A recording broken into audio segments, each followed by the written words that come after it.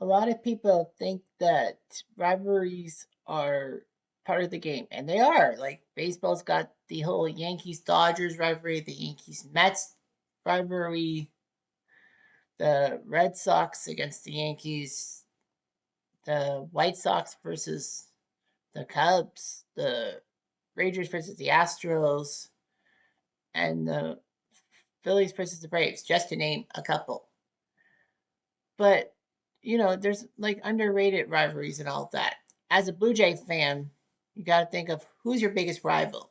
Well, for me, it's the New York Yankees because they always seem to get in the Blue Jays' way and all that. And I just hate how the Yankees try to buy the World Series for their own good. The Jays don't really buy the World Series for their own good.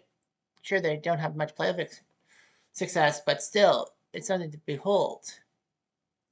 And as of this taping, it's been 10 years since the Blue Jays have won a postseason series. Oh, sorry, 9 years. What am I thinking? But regardless of that, there's always underrated rivalries. Do the Red Sox and Blue Jays have a rivalry? Yes. Do I consider the Red Sox a rival? Yes. Do I think they're a horrible rival or a friendly rival? I say friendly. But let's talk about a team that Blue Jay fans have had a rivalry with. It hasn't really been mentioned much in the papers, except for in the two areas of study. So this is a story about a Detroit Tigers team that thought they were good, and they almost won the AL despite some internal strife within the city. This is the story of the 1967 Detroit Tigers. You've got Jeff Diamond, you've got one man, you've got a hat, a bat, and that's definitely not all. You got the bleachers, got it from spring to fall, you got a dog, a drink, and that umpire's call. What do you want? Let's play what if. Okay, okay, Cutter, do some what ifs. Okay, okay, Cutter, do some what ifs. So the Detroit Tigers are one of the original 16 franchises in baseball. In fact, of course, this is the last time I'm doing a team that's one of the first 16 and all that. I've done all the original 8 AL teams now and all the original NL teams. With one to go, I just have one team left, and we're an expansion team. But nevertheless, the Detroit Tigers were very good in 1901. They were, of course, a team from the 1880s playing in the Mutual League and in the National League before switching to the American League. So Detroit had a good team and all that.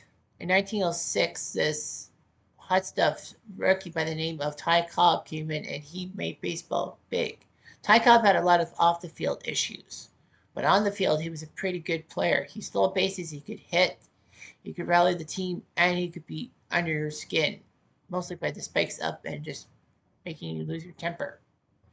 We all know Ty Cobb was a racist, but like how many people weren't a racist back in the 1900s? Nevertheless, Ty Cobb was a great player. All that. And the Tigers would run to the 1908 and 1909. Well, 1907, 1908, and 1909 World Series, losing each time. Everyone thought that the Tigers were good, but they always run into a National League team that looked good, the Cubs and the Pirates, respectively. The Tigers would rally much. Ty Cobb was the franchise, although they couldn't win a World Series to save their life. In the 1930s, buoyed by Mickey Cochran and Hank Greenberg, the Detroit Tigers were a good hitting team. In 1934, they went to the World Series against the Cardinals, and unfortunately, in Game 7, they lost 11 to nothing to the Cardinals. It was bad as Detroit fans would shower Joe Medwick with garbage after a bad slide. But the Tigers were a very decent franchise and all that got a lot of people talking about them in a positive way. They were the team that took out the Cubs in 1945, and that was the last time the Cubs made the final in 71 years. Detroit would roll around and try their best and all that. But in the 1960s, they got some very good pitching and some very good hitting from players. Of course, I'm talking about the 1967 season later. But anyway, the next year, in 1968, the Tigers would roar to win the American League. The last American League pennant before the divisional format. That meant that the two divisions thing. So the Tigers were the 1968 World Series champions. They had to come back from 3-1 down to sink the St. Louis Cardinals. And doing it against Bob Gibson was never easy in Game 7, but they did it. Jim Northrup hit that big 2-run triple in the 8th inning of Game 7. The Tigers had some great pitching with McLean and Lolich. The Tigers would try to roar for the AL East crown, and they were in a dogfight with the Oakland A's for the 1972 LCS. They caught a break when Oakland's Reggie Jackson injured his leg and could not compete for the rest of the LCS and the World Series potentially. They had Game 5 of the best of 5 at home and they blew it. The Tigers would split apart and all that, even though Mark DeBert Friedrich was going to replace them. 1984, the Tigers came together with Lou Whitaker and Alan Trammell, the perfect double play pair. Kirk Gibson hitting home runs. Chet Lemon putting on a good bat. Darrell Evans as well. And Lance Parrish. The pitching of Jack Morris and Willie Hernandez helped much. Hernandez was named AL Cy Young winner for Pitcher of the Year. So the Tigers faced the Padres in the 1984 World Series and won in 5 games thanks to Kirk Gibson's second deck home run in right field when Dick Williams wanted Gossage to walk Gibson, but Gossage refused to. He thinks he could got him. Wrongo. Anyway, the Tigers were back into obscurity, although they won the 87 AL East by taking advantage of the Blue Jays, who made a major choke job. The Tigers in the 90s weren't really the best and all that. Sparky Anderson had to leave a couple times due to health issues. The Tigers were back in 2006, 3 years after an embarrassing 119-loss season, which was the worst in American history until the 2024 White Sox surpassed that. So, yeah, it was weird how 3 years after one of the worst seasons in history, the Tigers rallied to win the AL pennant thanks to Miguel Ordonez's 3-run tater tot against Oakland in Game 4 of the LCS. So anyway, the Tigers roared. They went to the World Series against a Cardinals team that barely got above 500, but lost to them in 5. The Tigers would make perennial playoff appearances, would run into those pesky Oakland A's. They got to a few World Series bouts in the 2010s, but they just couldn't pull the trigger. So anyhow, the Tigers are rebuilding and they did well. In fact, they were given a 0.2% chance to make the playoffs by August 15th, and they won the wild card thing and took out Cleveland, and went to the LCS against those pesky Yankees. So anyhow, let's talk about the 1967 team. It wasn't just about what was on the field, it was just what was off the field as well. So let's look at the 1967 Detroit Tigers, the 67th season in team history in the 56 at Tiger Stadium. The team finished tied for second in the AL, 1 game behind those pesky Boston Red Sox. More about the Red Sox and Impossible Dream and all that stuff later. But it was notable as in the middle of the 1967 season, a number of home games had to be canceled due to the 1967 Detroit riot. A quick pop-up of this said that it was the 12th Street riot and the Detroit uprising, one of the bloodiest of the urban riots in the United States during the long hot summer of 1967, composed mainly of confrontations between African American residents and the Detroit Police Department. I wonder if they had anything to do, the scale, that they had to have the National Guard and all that. 43 deaths, over 1,100 injured, 7,200 arrested, and 400 buildings demolished, destroyed. The scale of the riot was the worst in the U.S. since 1863. These riots would actually be the worst, but thankfully they would be surpassed by the 1992 LA riots. But, Detroit, their riots were just like this, right, and all that. In fact, Gordon Lightfoot sang a song called Black Day in July. I couldn't understand the lyrics of that song, but yeah, Black Day in July. Yeah, there's racial problems and all that stuff. Housing development, education, of course, there's all the things going on. All that economic damages and all that. A lot of people. Local political strife, racial and economic shifts, minority hiring and housing laws, and a lot of impacts. Social advances. I'm actually surprised that they didn't really have anything to do with the Detroit Tigers. Because I thought that, well, a couple of Detroit Tigers players had to call them. So, yeah, the Tigers had some problems. I think their home games had to be moved away, right? I don't know. But regardless of that, the Tigers were actually no hit by Steve Barber of the Orioles. Unfortunately, he lost 2-1, as the Tigers would score 2 runs thanks to a couple of errors and a few walks. Barber would become the first pitcher in the history of the AL whose no hit game ended in a loss. I think that's the only time. I think there's a few more. But, like, Andy Hawkins in 1990 for the Yankees against the White Sox, he threw a no hitter, but he only threw 8 innings. And Major League Baseball, under Faye Vincent, who just recently passed, made the rule that a no hitter had to be 9 innings. Yeah, Barber was at home because obviously the Orioles batted the knife and still lost. Nevertheless, the Tigers were 1 game back of Boston alongside Minnesota. They were 7-11 against Boston. That kind of turned the table. They were also below 500 against the Twins. Not a lot of notable transactions. So their pitching had Pat Dobson, Fred Glenning, Canadian John Hiller, Johnny Clipstein, Mickey Lowich, Mike Marshall. Yes, that Mike Marshall, who did his 5 pitches of fury or whatever you want to call it, and was an Expos innings gobbler until he went to the Dodgers and won the NL Cy Young in 1974. Danny McClain, great relief pitcher, terrible presence, terrible character sometimes. Johnny Padres was still around. Yeah, the Dodgers fame. Larry Sherry, former Dodger as well. Joel Sparma and Earl Wilson. Bill Freehan was your main catcher. Dave Campbell. That's not the same Dave Campbell. Oh man, that is Dave Campbell, the broadcaster Dave Campbell, who did a lot of games for ESPN. That's the same Dave Campbell. Wow. Norm Cash, Eddie Matthews, one T. Well, Matthews with 1 T. A Milwaukee Braves icon. He was with the Tigers that year. Wow. Dick McCaffrey, who actually in 1968 set a record for being the first player to go through the 150. Well, he played 153 games, but he did not ground into a double play.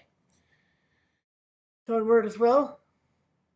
Gates Brown, Willie Horton, Al Kaline, Jim Landis, Jim Northrup, and Mickey Stanley, your outfielders. The batting by position, Brian Cash, McCaffrey, Euler, Horton, Stanley, and Kaline were your main guys. Jim Northrup would also play 144 games, 10 home runs. In between everything. Eddie Matthews would play 36 games, get 6 home runs though. Earl Wilson with 22 wins. Danny McClain had 17. Joel Sparman 16. Lowledge with 14. So they had these wins. John Hiller was not the main closer. Johnny Padres was 3-1 tournament games. Yeah, Marshall saved 10 games for the Tigers. But this is the main reason. The impossible dream. The Red Sox had Carl Yastrzemski. If it wasn't for Yastrzemski, I think the Red Sox would not have had it. It was a 14-pennant race that revitalized interest. The last of the week's season, Boston, Detroit, Minnesota, and Chicago were all within 1 game of each other. The White Sox would actually lose 5 straight to terrible teams, the Kansas City A's and the Washington Senators. Meanwhile, the Red Sox and Twins had to fight on the final weekend in the final 2 games. Minnesota had a 1-game lead. All Minnesota had to practically do was beat Boston to take Boston out. But then, of course, they would have to wait for results for the Tigers. However, the Red Sox swept the Twins in that 2-game set. and the fans celebrated. Tigers had to go through a double header with the Angels on the final day of the year. The Tigers had to go through those double headers, I guess, because of the riots. Nevertheless, Detroit knew that if they took both games from the Angels, they would have won. They would have forced a one-game playoff for the pennant. But fortunately for the Red Sox, and unfortunately for those pesky Tigers, they lost to the Angels on the final day in the nightcap, meaning that the Red Sox could claim their first AL pennant in 21 years. So impossible, right? So let's take a look at the 1967 World Series. If the Tigers had actually won that nightcap and then beat the Red Sox, how would they have done as the Cardinals this year? All right, so we have the matchup for the Cardinals and the Tigers, 1967 version. You can see the main starting lineups and all that for both teams. And 1967, the Cardinals went to the World Series. So we'll be using their World Series rotation. And it was Bob Gibson. Well, why wouldn't it be Bob Gibson? Starting game one against Danny McLean. So this is 1967 Bob Gibson. This is not the year of the pitcher, Bob Gibson. And Gibson proved he was mortal. The Tigers actually had a 3-run lead in the ninth, but blew it at Old Tiger Stadium. Al Kaline got a double to score McCaffrey. Norm Cash singled to score Kaline. They did get Freehand out at third base. We got a little greedy. Willie Horton hit a home run to center field off Kirk Gibson. It was 3-0. It was like, how do you do that? Well, McCarver, RIP, hit a home run to right field to make it 3-1. And then in the bottom of the eighth, Al Kaline hit a double to score McCaffrey, and it looked like it was over. Tim Carver lined out the third. Maris gets plunked. Don Wirt bubbles a ball at third base and makes it at first and second. Shannon pops up, so that's 2 outs. So it looks like the Tigers are going to win. Maxwell hits an infield single. Gibson gets pinch hit for it by Bobby Tolan, and they force Fred Gladding to throw a wild pitch to score the run. But Bobby Tolan hits a bloop single, ties the game at 4. Mike Marshall has to come in to pitch. And then Blood singles, but Cepeda lines out. The Tigers in the bottom of the ninth. Ray Willis came in to pitch. It was first and third. Eddie Matthews came in to pinch hit for Marshall, but walked, and then McCaffrey flew out, meaning that Hank Aguirre had to come in. He had the bases loaded, but he got down Maxwell to fly out. Jackson came in to pitch for the Tigers. Kaline singled. Horton grounded through the hole to make it first and third. Freehand flew out, and then Cash singled. Scored Kaline, and the Tigers went 5-4 in the 10th. Danny McLean pitched 7th, then Fred Gladding blew the save in a sense. Mike Marshall pitched the last out of the ninth. Aguirre in the 10th hit a home run. Gibson had 7 strikeouts, if you must know, through 8 innings. Ron Willis came in for the ninth. Al Jackson was the GOAT, and not in a good way. So it's back to, so they go with Lowich for game 2, and game 2 in real life was Dick Hughes for the Cardinals. Did that plan work? It doesn't work. It worked. The Tigers win game 2 6-1, so the Tigers look pretty good. Cash singles Horton in the first. McCaffrey hits a double to score Euler. Mike Shannon bobbles a ground ball, scoring Norm Cash. Mike Shannon recently RIP. Cepeda hits a double to score Kurt Flood in the 5th. Al Kaline, after McCaffrey singled, hit a home run to center field to make it 5-1. In the bottom of the 8th, Roy Euler singles Northrop across. Matthews had to come in the pinch hit. Fred Gladding pitches. Roger Maris flies out to right. Javier singles. Mike Shannon rounds out. Maxwell's out. So the Tigers win 6-1. Mickey Lowich goes almost all the way for 8 innings. Gladding pitches the ninth and does better this time. Dick Hughes, 5 2/3, did not do so well. Ron Willis and Al Jackson tried to do well in relief. But remember, that was the Cardinals' rotation in relief. There is a little bit of an issue because game 3 was thrown by Nelson Briles, but Nelson Briles does not be recognized in the starting lineup. So Earl Wilson will go up against Ray Washburn for game 3. And in game 3, it was a surprise. The Tigers went 8-3. Willie Horton hits into a double play, scored McCaffrey. Then Ray Washburn hits a triple to score Mike Shannon down Maxwell as the old thing goes, DH, I don't need no stinking DH. Kurt Flood singles to score Ray Washburn to make it 3-1. But in the third, they came back. Shannon makes a terrible throw, scoring McCaffrey. Freehand then doubles to score Kaline and Horton. And then in the top of the fifth, after a few runners get on, Freehand flies out. Cash singles Kaline, and Northrup singles to score Horton. Horton hits a fielder's choice, and then Euler gets a single to score Cash 7-3. Willie Horton gets a single to score McCaffrey off of Ron Willis in the sixth. And that's it. Washburn went 5 innings.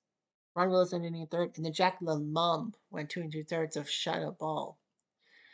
Earl Wilson went 7, and then Fred Gladden came in for the final 2 innings and shut them down. We go back to Danny McLean for Game 4 against Bob Gibson, as obviously, because Cardinals went with a 3-man rotation for the World Series. And in the end, it was the Tigers with the Tiger sweep. The Tigers swept the Cardinals. Unbelievable. They beat Bob Gibson twice. That's hard to do.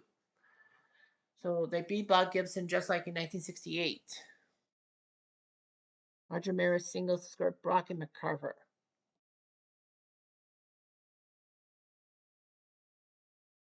2-0 for the Cardinals. And then Willie Horton hits a triple to score McLean and McCaffrey. Well, McLean came in, got to first base somehow. But then Freehand hit a home run off Gibson to make it 4-2. And then Dell Maxwell double scored McCarver and Shannon, tied the game in the bottom of the fourth. 4-4 after 4. But Oilers doubles the score Freehand and Northrup in the sixth. And then in the eighth, Al Jackson has to come in the pitch. Cash singles, Northrup singles, Wirt flies out. Roy Euler gets plunked. Trasinski comes in as a pinch hitter and then hits a line drive single to score Cash and Northrup. McAlpha grounds out for Euler. Al Kaline grounds it through the hole for a single to score Trasinski.